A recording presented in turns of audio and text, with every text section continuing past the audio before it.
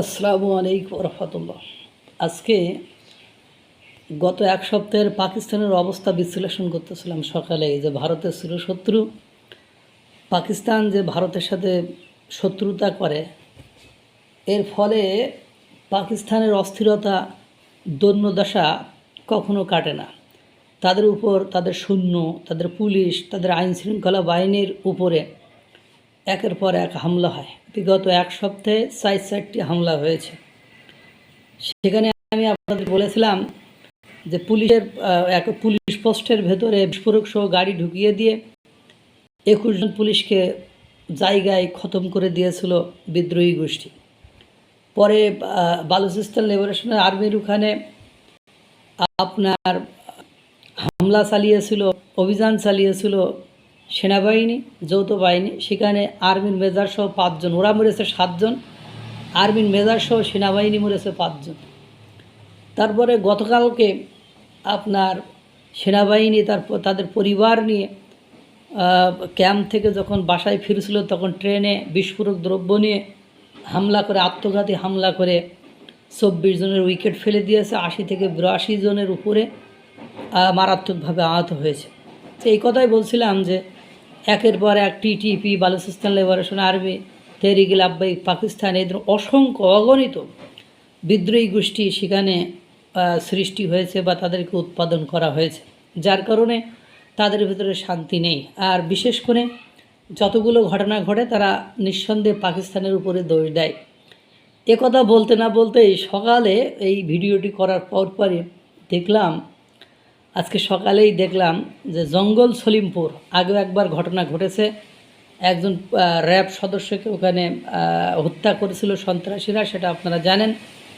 সেই জঙ্গল সলিমপুরে গতকালকে রাতে যৌথ বাহিনীর ক্যাম্পে, র্যাব এবং পুলিশের ক্যাম্পে সন্ত্রাসীরা হামলা চালিয়েছে। 2 থেকে 2.5 ঘন্টা সশস্ত্র সেখানে সন্ত্রাসীদের সাথে যুদ্ধ হয়েছে। এবং আপনারা জানেন যে যৌথ বাহিনীর অন্যান্য বাহিনী, পুলিশ, সেনাবাহিনী দ্রুত যাতে সেখানে না যেতে পারে, এই হামলা চালানোর আগে ওরা রাস্তা কেটে বড় খাল খননের মতো করে ফেলছে, যাতে করে ইচ্ছা মতো হঠাৎ করে দ্রুত গতিতে যেতে না পারে। সেখানে বিদ্রোহীদের সাথে তাদের সম্মুখ যুদ্ধ হয়। পরবর্তীতে অবশ্য খোঁজখবর পেয়ে সেনাবাহিনী গেলে সকালে থমথমে অবস্থা বিরাজ করে, বা সকালে একটা স্বাভাবিক অবস্থা সেখানে বিরাজ করেছে।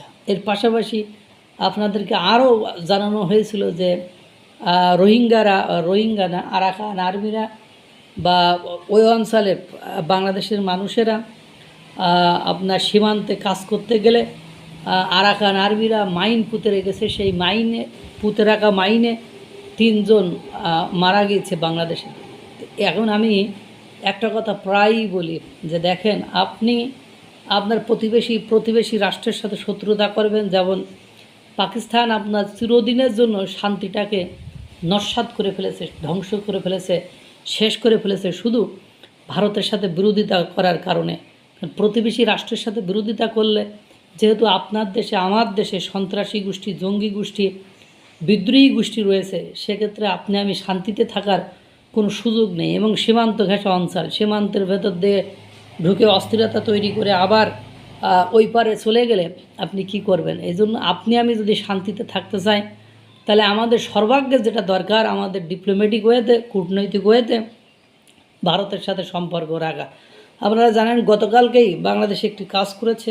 সেই কাজটি হলো 1971 পরবর্তী সময় থেকে সচিবদের, আমলাদের প্রশিক্ষণের জন্য বরাবরই আপনার ভারতের লাল বাহাদুর শাস্ত্রী একাডেমিতে পাঠাইতো, সেটাকে পরিবর্তন করে এখন লাহোরে পাঠাচ্ছে।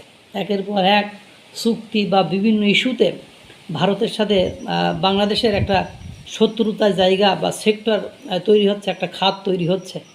এর ফল যে কি হতে পারে সেটাই দেখেন। আজ জঙ্গল সলিমপুরে সন্ত্রাসী কর্মকাণ্ড, মায়ানমার আরাকান আর্মিরা মাইন পুঁতে রাখায় তাতে 3 জনের মৃত্যু। এভাবে আরও যে একাধিক যে বিদ্রোহী গোষ্ঠী চট্টগ্রাম, খাগড়াছড়ি বা সীমান্তবর্তী এলাকায় রয়েছে, তারা যে বিদ্রোহ ঘোষণা করে একের পর এক অস্থিরতা তৈরি করবে না, এটা কিন্তু বলা যায় না। এই যে হলো অবস্থা। আর ওই অঞ্চলের জমিগুলো, জঙ্গল সলিমপুর অঞ্চলের জমিগুলো বিভিন্ন সময় কারা দখল করে, কি খায় না খায়, তো সব কিছু মেলায় দেখেন পরিবেশ পরিস্থিতি কিন্তু সব কিছুই একসময় অস্থিরতা বিরাজ করছে। কি হবে না হবে আল্লাহই ভালো জানে। পাকিস্তানের মতো চির অশান্তির দিকে আমরা এগিয়ে যাচ্ছি কি না, যেহেতু পাকিস্তানের সাথে বড়ো ভাইয়ের সাথে সম্পর্ক করে বড়ো ভাই যেরকম অশান্তিতে রয়েছে, ওরকম অশান্তির দিকে আমরা এগিয়ে যাচ্ছি কি না এটা বলা কিন্তু খুবই কষ্টসাধ্য এখন ব্যাপার হয়ে গিয়েছে। আল্লাহ তাআলা সকলকে ভালো রাখুক, সুস্থ রাখুক। আসসালামু আলাইকুম ওয়া রাহমাতুল্লাহ।